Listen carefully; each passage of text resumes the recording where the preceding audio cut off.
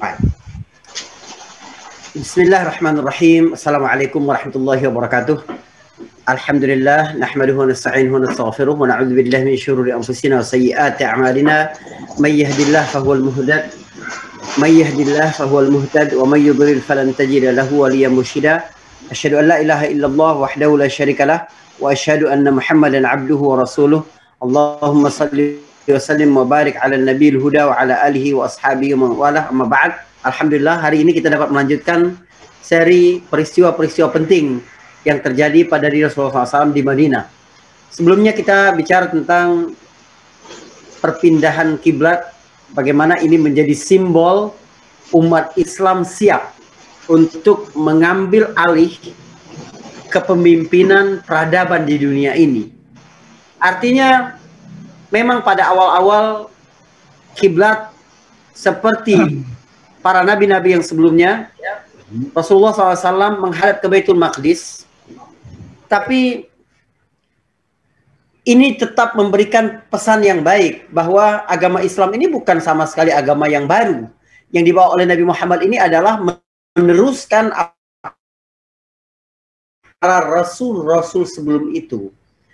Tetapi kemudian Allah memerintahkan untuk perpindahan kiblat ke arah Ka'bah, ke arah Masjidil Haram, karena Allah melihat bagaimana Rasulullah bolak-balik menghadapkan wajahnya ke langit, meminta kepada Allah Subhanahu wa taala agar kiblat ini dipindahkan, arah kiblat salat itu ke arah Baitullahil Haram yang ada di Mekah. Baik. Sekarang ada fase yang lebih penting lagi dari itu. Dimulainya peperangan. Kenapa kita tidak langsung berbicara tentang perang Badar sebagai perang pertama? Karena tentu saja inti persoalannya adalah, pokok masalahnya adalah di perang itu sendiri. Tapi kita tidak boleh tergesa-gesa langsung bicara tentang peperangan itu bagaimana, kemudian apa hasilnya, kemudian bagaimana pengaruhnya bagi sekitarnya. Seolah-olah kita ini adalah agama yang suka peperangan. Nanti kita akan lihat bagaimana Islam memandang peperangan yang sebenarnya, pada komposisi apa dan porsi seperti apa. Teman-teman yang dirahmati Allah Subhanahu wa taala, sekarang kita berada pada fase awal Madinah. Jadi ketika Rasulullah SAW telah hidup sekitar 6 bulan di Madinah, itu keadaan di Madinah relatif stabil. Tetapi menyimpan bom waktu.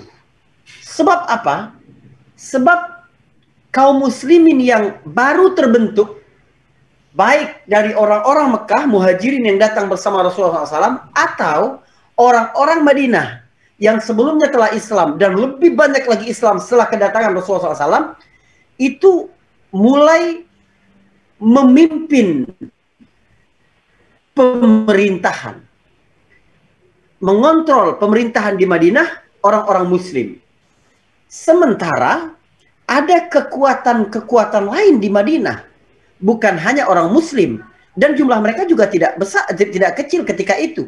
Ketika pertama-tama itu ada kelompok-kelompok elit yang belum bisa menerima kedatangan Rasulullah dan masuknya orang-orang Madinah ke dalam agama Islam, karena itu dapat mengancam pengaruh mereka di Madinah. Mereka nggak ridho itu. Sebenarnya banyak orang yang memang melihat Islam ini sebagai solusi yang baik, agama yang benar, yang dapat menjawab persoalan-persoalan hidup di dunia dan dapat menyelamatkan nanti di akhirat. Tetapi mereka takut karena ada kepentingan yang mereka pertahankan. Manusia itu begitu. Ada banyak orang yang menyadari akan nilai kebenaran, tapi kalau diambil itu dapat merusak jalan rezekinya, merusak kedudukan dan pangkatnya di tengah manusia, maka mereka menolak itu. Ada elit Madinah yang belum terima itu. Ada lagi orang Yahudi yang masih shock bahwa Nabi terakhir itu ternyata bangsa Arab, bukan dari bangsa mereka. Ada lagi kabilah-kabilah di sekitar Madinah yang tentu saja orang-orang Mekah, kafir Mekah, Quraisy, tidak akan ridho melihat perkembangan Islam di Madinah, sementara mereka tidak bisa langsung masuk ke Madinah untuk memprovokasi orang di dalam, maka mereka menggunakan kabilah-kabilah yang mengitari Madinah. Oleh karena itu, sebelum terjadi perang Badar, sebenarnya sudah ada saraya.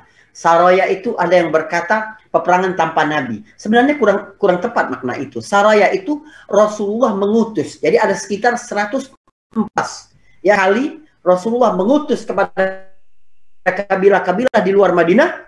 Gunanya untuk apa? Menjalin kesepahaman-kesepahaman.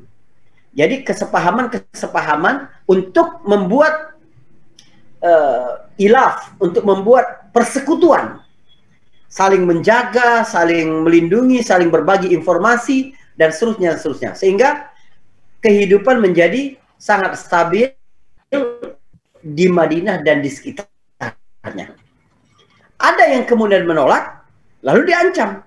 Tetapi kemudian mereka mengikuti, karena melihat kekuatan kaum muslimin semakin besar. Artinya, Rasulullah sudah mulai melobi-lobi, bukan hanya di Madinah, tapi juga pendukung-pendukung stabilitas di sekitar Madinah.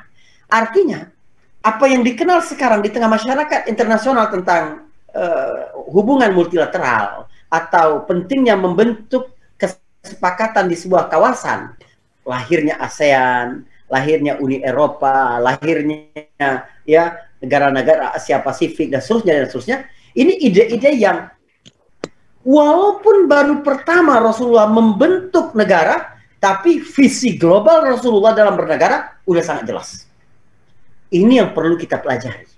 Jadi teman-teman sekalian, ketika kita berdakwah ingin memajukan Islam di negeri ini, nggak boleh kita merasa terpisah dari negara-negara di sekitar kita. Kita membangun sinergi. Apalagi sekarang Islam sudah ada, dan di sekitar kita rata-rata negara-negara Muslim. Ada Brunei, ada Malaysia, ada Singapura, ada ya macam-macam ya, banyak juga negeri-negeri Muslimnya. Apalagi ketika informasi berkembang sangat cepat dan jarak sudah tidak jadi masalah. Artinya kita menjalin kebersamaan, kerjasama dengan negara-negara Muslim adalah hal-hal yang sangat penting untuk membuat musuh gentar. Ketika mereka melihat Indonesia, mereka bukan cuma memandang Indonesia, tapi mereka juga takut. Karena kalau saya ganggu Indonesia, berarti saya mengganggu Turki, berarti saya mengganggu Qatar misalnya, berarti saya mengganggu Malaysia, berarti saya mengganggu Brunei, berarti saya mengganggu. Itu yang perlu kita tanamkan. Ada visi global dalam membentuk masyarakat global dalam peradaban. Nah, ini dilakukan Nabi sebelum itu. Ketika ini sudah dilakukan, Allah mengizinkan untuk berperang. Perhatikan tahapan-tahapan di dalam Islam. Sebelumnya, Anda bisa kebayang, peperangan itu dilarang di dalam Islam. Walaupun terjadi penyerangan-penyerangan, pelecehan-pelecehan kepada Rasulullah dan para pengikut Nabi, undang-undang yang masih berlaku adalah yang terdapat dalam surat Al-Hijr ayat 94. Wa a'rid 'anil musyrikin. Kamu harus berpaling.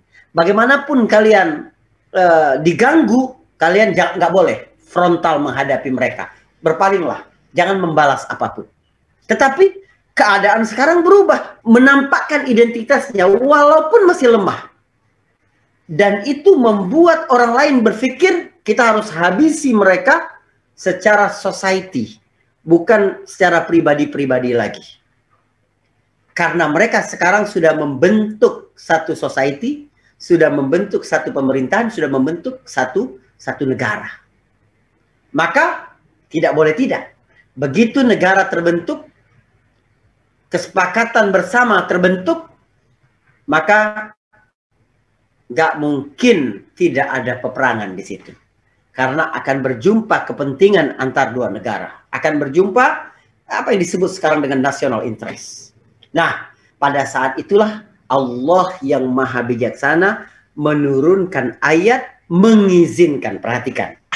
Sebelumnya dakwah sembunyi-sembunyi.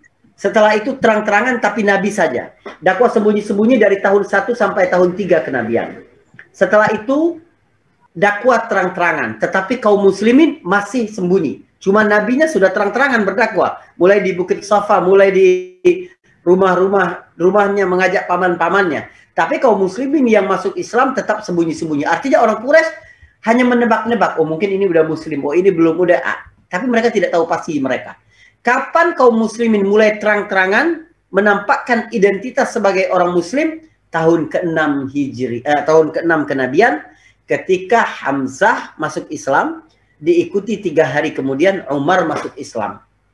Umar datang ke Baitul Arqam, kemudian mengucapkan syahadat, beriman kepada Rasulullah, lalu statement pertama Umar setelah bersyahadat, setelah menjadi muslim adalah, ya Rasulullah, kenapa kita harus sembunyi-sembunyi sementara kita ini berada dalam kebenaran? Maka akhirnya Nabi mengizinkan kaum muslimin, kalau gitu mari kita keluar menuju Masjidil Haram. Ada 2 grup kaum muslimin yang pergi ke Masjidil Haram. Satu di bawah kepemimpinan Hamzah, satu dibawa oleh Umar bin Khattab radhiyallahu anhu. Singa Quraisy semua ini. Orang yang disegani di Quraisy semua. Orang-orang Quraisy syok. Secara bertahap Allah memperkenalkan bagaimana kekuatan muslim terus berkembang dan berkembang. Dakwah sembunyi-sembunyi. Kemudian Nabi yang terang-terangan, kaum muslimin masih sembunyi-sembunyi. Nabi dan kaum muslimin terang-terangan. Tetapi tetap tidak diizinkan untuk melawan. Lalu turunlah ayat dalam surat Al-Hajj ayat ke-39, izin untuk berperang. Ya, udzina lilladzina yuqataluna bi annahum zulimu wa innallaha ala nasrihim laqadir. Telah diizinkan bagi orang-orang yang diperangi karena mereka itu dizalimi, dan sesungguhnya Allah sangat berkuasa untuk menolong mereka itu. Lihat betapa bijaksananya syariat ini. Ya. Apa fikih marhalah, fikih kebertahapan. Ingat ya, yang baru datang sekarang adalah izin. Belum kewajiban berperang, belum. Karena berat. Berperang itu di jiwa manusia itu berat. Dan Allah mengakui. Ya, yang penting sekarang kaum muslimin, kalian melihat, kalau sekiranya terjadi kezaliman, kalian mampu untuk melawan, kalian melawan. Kalian sudah diizinkan untuk berperang. Ini tahapan-tahapan peristiwa sebelum terjadi perang Badar. Perang Badar. Tetapi bagaimana kaum muslimin merespon kezaliman-kezaliman yang sekarang dilakukan? Kalau sekiranya kaum muslimin langsung menyerang Mekah, ke Mekah maksudnya, maka tentu saja ini tidak benar. Sebab apa? Sebab kekuatan belum cukup. Itu sama saja dengan bunuh diri. Allah tidak mau begitu. Anda nggak boleh hanya punya semangat membela agama ini, tapi hasilnya kontraproduktif. Membuat stigma semakin buruk terhadap Islam, membuat orang memfitnah kita, ya, membuat macam-macam lah. Harus benar-benar bijaksana mengikuti fikih-fikih kebertahapan ini. Lalu apa yang harus kita lakukan pada fase diizinkan untuk berperang ini? Baik. Pada masa itu, orang-orang Quraisy masih terus melakukan perjalanan dagang mereka ke Syam. Ya. Ketika kafilah itu lewat membawa barang dagangannya dan sudah sangat besar asetnya, mereka ini ternyata tidak dijaga dengan kekuatan yang maksimal. Jadi bukan ada kuwah askariyah atau kekuatan militer yang menjaga kafilah dagang ini. Ya, perjalanan dagang ini. Sebab selama ini mereka aman. Mereka aman, ya. Nah, keamanan itu didapat dari perjanjian yang dilakukan oleh buyut Nabi dulu, Hashim. Jadi ada kafilah dagang yang melewati Madinah dan tidak dijaga dengan cara maksimal. Yang kedua, mereka itu lewat dekat Madinah. Jadi kalau kaum muslimin mencegat mereka, maka tidak butuh keletihan ekstra karena dekat. Yang kedua, setelah dicegat, ya, mereka bisa kembali ke Madinah dengan mudah. Yang keempat, tujuan mencegat itu adalah untuk meminta aset-aset atau senilai aset yang telah mereka rampas, kaum musyrikin rampas di Mekah waktu kaum muslimin hijrah. Jadi kita bukan bangsa perampok, kita bukan mengingin semua apa yang kamu bawa, bukan. Kita minta dengan cara yang damai, tolong kembalikan aset-aset kami yang dulu kalian tahan. Ya, yang ada di Mekah, aset aku sekian, sekian, sekian, kamu kembalikan. Kamu bisa ambil yang ada di Mekah itu. Nah, kemudian yang kelima juga bertujuan untuk apa? Menimbulkan rasa gentar orang Quraisy. Ini membuat mereka berpikir ulang. Kalau mereka mau menyakiti kaum muslimin di Madinah, yang terganggu adalah jalur ekonomi mereka. Ini digunakan oleh negara modern pada hari ini. Ya, kenapa misalnya Mesir, walaupun negara yang miskin, tetap dilihat sebagai negeri yang penting bagi Barat, bagi kekuatan besar. Kenapa? Karena jalur terusan Suez itu menjadi jalur utama perdagangan di dunia. Begitu juga Selat Hormuz yang ada di Persia. Begitu juga Selat Marmara yang ada di Istanbul. Coba bayangkan bagaimana Barat sekarang sedang cemas untuk menghadapi tahun 2023 di mana perjanjian ya Sykes-Picot 100 tahun berakhir. Sehingga Turki berhak untuk menguasai ya dan mengelola secara independen kemerdekaan yang sepenuhnya selat itu. Berapa ribu dolar setiap hari, berapa ratus ribu dolar atau jutaan dolar nilai perdagangan yang lewat melalui selat itu. Itu Istanbul penting sekali. Jadi ketika Nabi SAW seperti tes water, seperti tes riak, ya cek ombak, ini bagaimana orang-orang Quraisy merasa terancam dengan perdagangan mereka yang terus harusnya terus berjalan ke arah Syam. Baik. Lalu kemudian Rasulullah Shallallahu Alaihi Wasallam mulai mencari-cari informasi di situ. Ingat, pertama Rasulullah menjalin kesepakatan dengan orang-orang yang ada di Madinah, Yahudi serta Aus Khazraj dan orang-orang yang tinggal di Madinah. Yang kedua, Rasulullah mengutus saraya sekitar 114 saraya di sekitar Madinah. Rasulullah menjaga stabilitas dan keamanan. Yang ketiga, Rasulullah mencoba ombak, mencoba riak dulu. Bagaimana kalau sekiranya orang Quraisy merasa bahwa jalur ekonomi kita terancam? Lalu Allah menurunkan syariat kewajiban berperang. Ini yang benar. Ya, apa itu? Ayat ya ayyuhalladzina amanu di Al-Baqarah ayat 216 kalau saya tidak keliru ya. Benar enggak 216?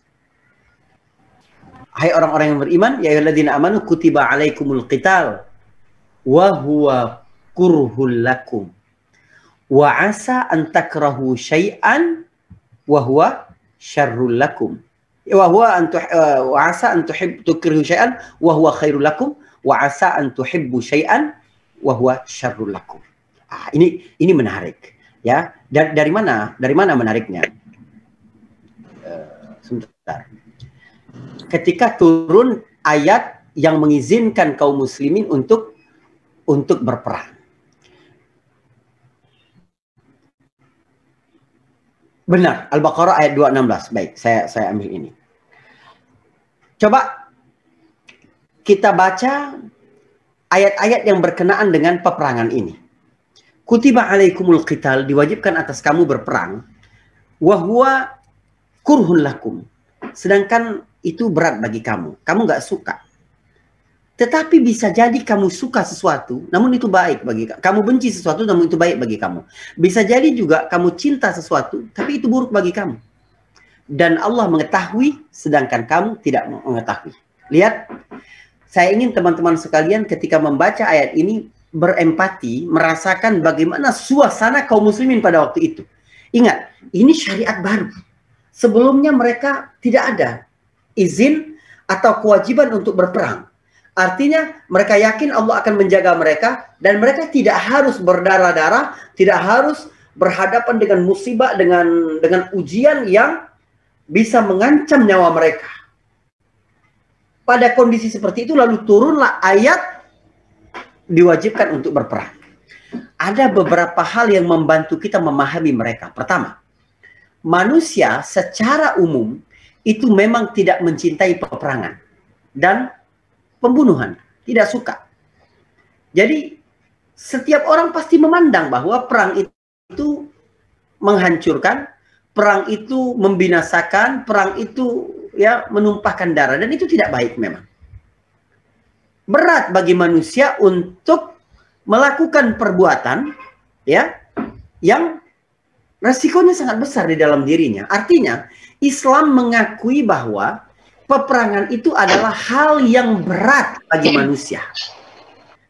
Tetapi ketika Allah memerintahkan mereka berperang, sementara Allah tahu bahwa itu berat bagi mereka, Allah ingin memberitahu kita bahwa terkadang kita harus memilih jalan yang tidak kita sukai dalam hidup untuk sesuatu yang lebih besar lagi. Pada saat kita harus memilih melakukan sesuatu, ingat, ini undang-undang berlaku dalam kehidupan kita semua, dalam kondisi damai atau perang. Pada saat kita ya dalam satu kondisi kehidupan ini, ada saatnya terkadang kita memilih jalan yang tidak kita sukai untuk mencegah keburukan yang lebih besar lagi. Ketika itu harus kita lakukan, maka yang paling penting kita perbaiki pertama-tama adalah rasa percaya kepada Allah Subhanahu wa taala. Bahwa walaupun perang ini berat, tetapi bisa jadi dia baik. Buktinya Allah izinkan itu. Ini tentang bagaimana kaum muslimin memandang syariat. Walaupun kamu tidak suka, walaupun akalmu mungkin belum menerima, tapi kalau kamu tahu ini adalah kewajiban dari Allah Subhanahu wa taala, maka segera masukkan ke dalam hatimu, pasti ini untuk kebaikan kita. Ini yang pertama. Yang kedua, bahwa bisa jadi yang dilihat secara kasat mata olehmu dalam kehidupan ini buruk, dia mengandung kebaikan di dalamnya. Wa asa an takrahu syai'an wa huwa khairul lakum. Yang pertama tadi apa? Poin pertama tadi, bahwa peperangan itu memang berat bagi manusia. Tapi kalau Allah memerintahkan, dia akan memaksa dirinya. Dia akan memerintahkan dirinya untuk melakukan sesuatu yang berat itu. Karena ini perintah Allah. Yang kedua, ada makna yang lebih dalam lagi, bahwa ada banyak hal yang terlihat di mata manusia buruk, tetapi kalau itu dari Allah pasti ada kebaikan di situ. Ini yang kedua. Yang ketiga, lebih dalam lagi. Pada poin pertama dan yang kedua, kita dapati dua jenis kaum mukmin. Jenis yang pertama adalah orang yang melihat bahwa kewajiban agama itu berat. Seperti peperangan. Dia melihat peperangan itu berat sekali. Tapi dia tetap melakukannya karena Allah. Yang kedua, kelompok kedua kaum muslimin adalah orang yang percaya ada kebaikan di atas beban syariat. Jadi yang pertama tadi, dia berat, tapi karena dari agama, ya mau nggak mau dia harus lakukan. Tapi yang kedua, begitu datang perintah agama, walaupun bagi dirinya berat, tetapi langsung ada dalam pikirannya, pasti ini baik bagi dia, maka akan menjadi lebih ringan lagi. Subhanallah. Begitulah Allah menjinakkan hati orang-orang muslim ya, ketika mewajibkan bagi mereka untuk berperang. Karena itu mulailah turun ayat-ayat tentang peperangan, tentang kewajiban berperang. Seperti waqatilu fi sabilillah. Berperanglah kamu di jalan Allah. Selalu jihad disandingkan oleh Allah dengan kalimat fi sabilillah. Sebab begitu seseorang melakukan, menjalani kehidupan ini untuk Allah Subhanahu wa taala, maka walaupun berat bagi jiwanya, dia akan menjadi ringan karena dia tahu tujuan paling jauhnya adalah Allah Subhanahu wa taala. Sebab itu teman-teman sekalian, apapun amalan-amalan berat yang kamu lakukan di atas syariat, maka periksalah kembali niat di dalam hatimu. Semakin engkau ikhlas hanya karena Allah semata, maka akan semakin mudah. Maka akan semakin mudah untuk melakukan itu. Oke. Yang keempat, ya, poin keempat yang kita dapatkan dari ayat ini. Sungguh pun kita melakukan sesuatu karena Allah Subhanahu wa taala bukan berarti kita sembrono. Begitu kita tahu, Nabi memberitahu kaum muslimin pentingnya peperangan dan betapa besarnya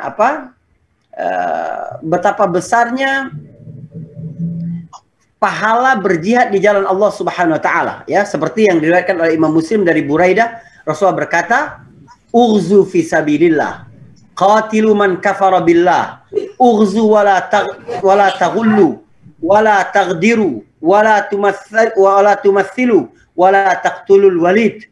Nabi perintahkan, ya, berperanglah di jalan Allah. Bunuhlah orang-orang kafir, ya, dalam kondisi berperang itu, gitu.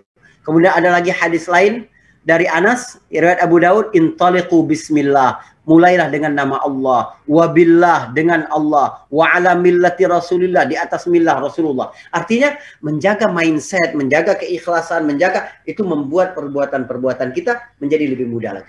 Namun keikhlasan niat dalam memperjuangkan agama ini tidak boleh membuat kita lengah terhadap strategi-strategi. Apa yang dilakukan oleh Rasulullah secara bertahap, membangun kesepakatan di Madinah, membangun kesepakatan dengan kabilah-kabilah di luar Madinah, lalu mencari informasi-informasi. Kita lihat nanti, beberapa saat sebelum Badar, Nabi SAW sendiri yang pergi keluar bersama Abu Bakar As-Siddiq. Nabi keluar ke daerah di dekat Badar, karena di situ adalah rute yang biasa digunakan oleh orang-orang Quraisy menuju ke Syam, dari Mekah ke Syam. Nabi mencari informasi, kapan mereka lewat, berapa jumlah mereka, berapa aset yang mereka lakukan, sampai sebegitunya. Nabi bertanya kepada orang sekitar. Nabi berjumpa, ada orang di dekat situ, Abu Bakar langsung menegur orang itu. Orang itu curiga, ada apa ini? Ada dua orang asing, tiba-tiba bertanya tentang kafilah dagang Quraisy. Itu kafilah dagang besar. Jangan-jangan ini utusan dari perampok atau apa yang ingin mencegat mereka. Maka dia bertanya kepada Abu Bakar, "Min aina antuma?" Dari mana kalian ini? Abu Bakar menjawab dengan sangat hati-hati. "Nahnu min ma," kata Abu Bakar. Jadi ada kabilah di dekat situ namanya kabilah Ma. Ma itu bahasa Arab artinya air. Abu Bakar menjawab, "Nahnu min ma." Kami ini manusia berasal dari air. Kan Allah berkata, manusia itu diciptakan dari air yang memancar. Jadi maksud Abu Bakar berkata kami ini dari Ma.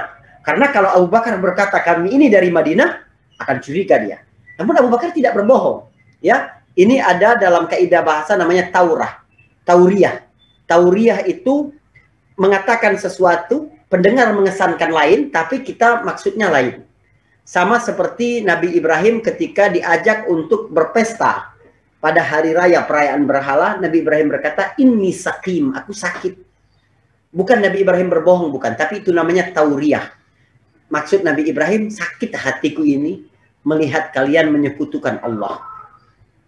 Atau sama ketika Ibrahim ditanya oleh prajurit yang menghadangnya di Mesir. Ya, Raja Mesir menghadang, mau mengambil Sarah karena cantik sekali. Mereka tanya, "Sarah ini siapa?"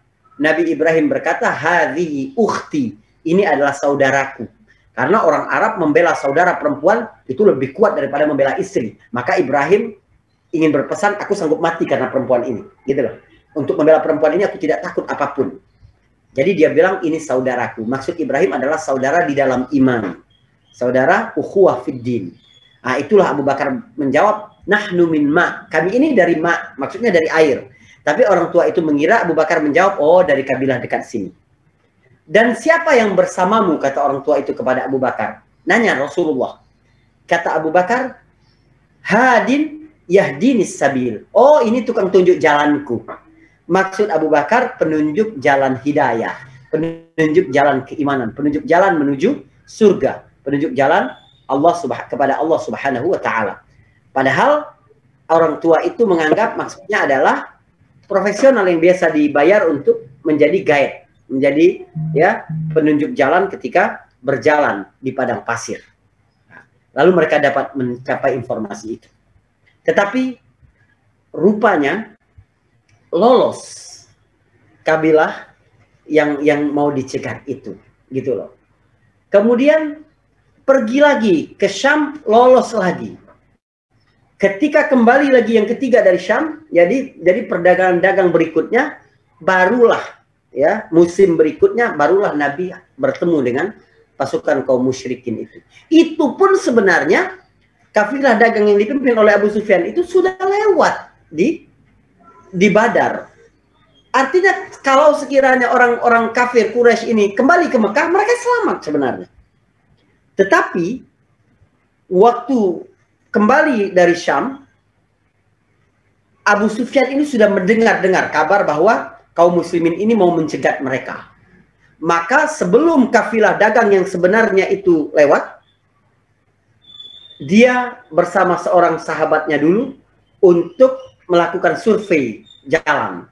Merintis jalan dulu, aman apa tidak. Ketika mereka melewati di dekat Badar, mereka lihat ada 2 titik hitam yang berada di situ. Ada apa? Ini bukan kampung orang, tempat orang hidup, bukan. Pasti ada hajat penting kalau mereka ada di situ. Dikejar sama Abu Sufyan dan temannya itu.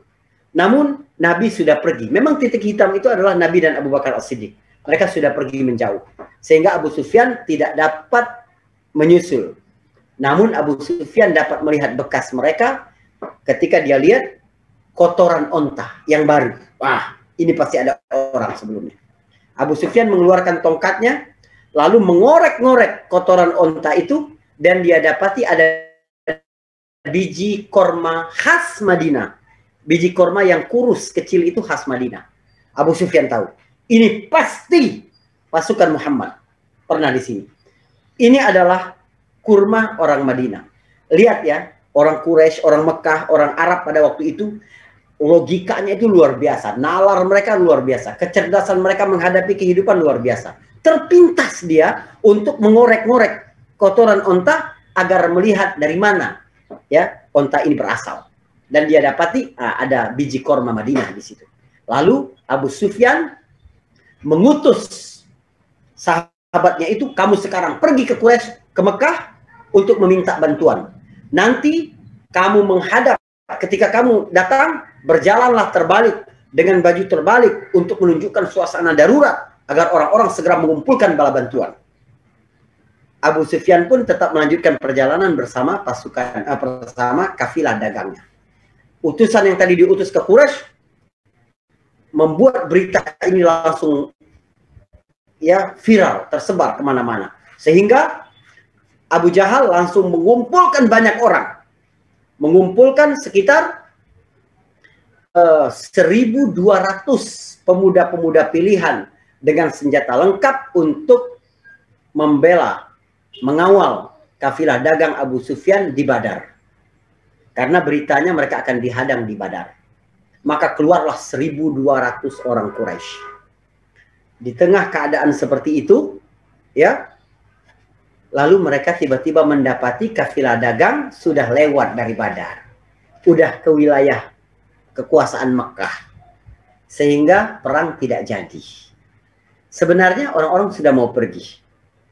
250 orang pemuda dari Bani Zuhrah. Bani Zuhrah ini berarti kabilah ibunya Nabi. Aminah itu dari Bani Zuhrah.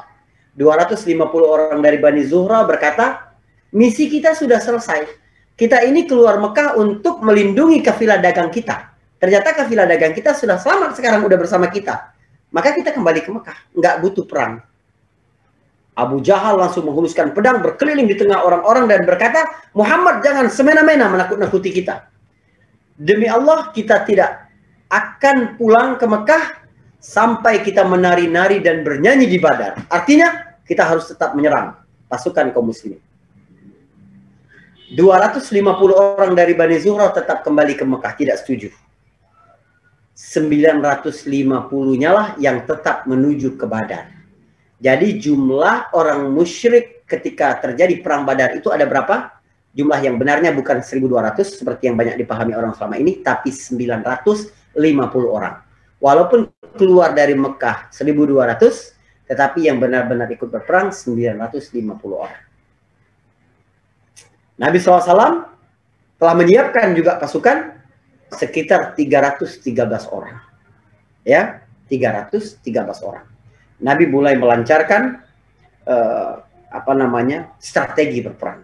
Ini bakal di sini, ini di sayap kiri, ini di sayap kanan, formasinya begini ya. Mulailah untuk keluar peperangan. Apakah perang langsung terjadi? Tidak. Ada beberapa pembukaan peperangan.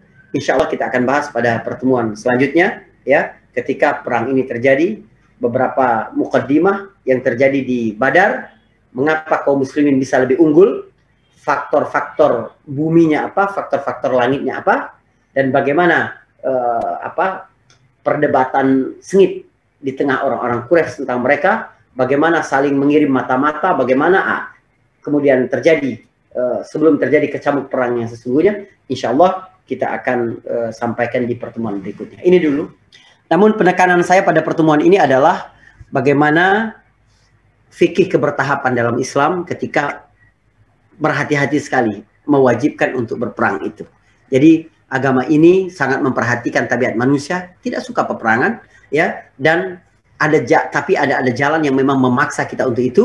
Lalu bagaimana pentingnya tetap berstrategi walaupun kita tahu betapa mahalnya, betapa fadilah yang luar biasa bagi orang yang mati di jalan Allah Subhanahu wa taala ya, bahwa untuk apa kita berjuang, kalau mati seperti apa, kalau kita menang seperti apa, harta rampasan perang seperti apa, itu nanti akan diatur di dalam Islam. Namun itu bukan berarti kita harus langsung bergerak tanpa memikirkan strategi-strategi serta mempersiapkan segala sesuatu dengan baik. Inilah pelajaran yang sangat penting dalam kehidupan beragama dan kehidupan di dunia ini. Baik.